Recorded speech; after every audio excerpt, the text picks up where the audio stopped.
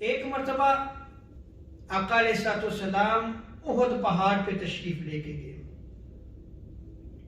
یہ وہ پہاڑ ہے کہ جس کے حوالے سے آقا علیہ الصلوۃ والسلام ارشاد فرماتے ہیں کہ یہ پہاڑ مجھ سے محبت رکھتا ہے اور میں اس سے محبت رکھتا ہوں.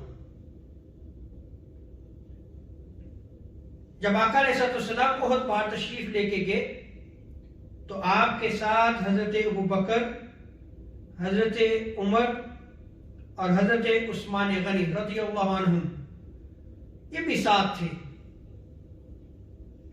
پہاڑ نے حرکت کرنا شروع کر دی، زلزلہ ہوا تو آقا علیہ الصلوۃ والسلام نے ارشاد فرمایا اثبت احد،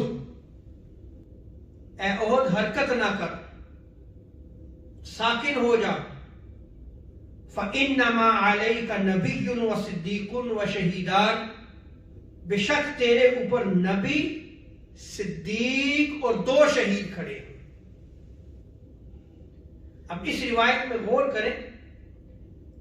حضور علیہ الصلوۃ والسلام نے ارشاد فرمایا اے پہاڑ خاموش ہو جا، تیرے اوپر نبی کھڑا ہے. تو نبی خود تاجدار کائنات صلی اللہ علیہ وسلم تھے.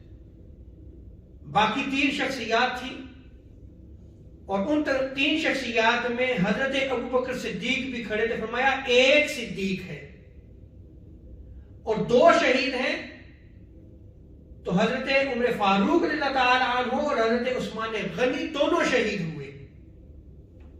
سو آپ غور کریں کہ خود آقا علیہ الصلوۃ والسلام نے حضرت ابوبکر کو الصدیق کا لقب دیا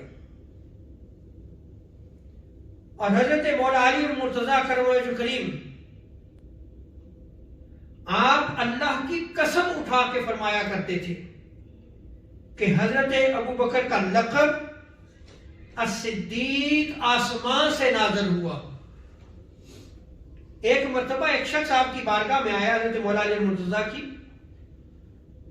اور حضرت ابوبکر صدیق رضی اللہ تعالی عنہ کے بارے میں پوچھنے لگا. تو حضرت مولا علی مرتضیٰ کرم وجہ کریم نے ارشاد فرمایا کہ ابوبکر وہ شخصیت ہیں کہ جن کا لقب اللہ تبارک و تعالی نے آسمان سے جبریل امین کے ذریعے نازل فرمایا اور حضرت محمد مصطفیٰ صلی اللہ علیہ وسلم کی زبان سے آپ کا لقب الصدیق رکھا.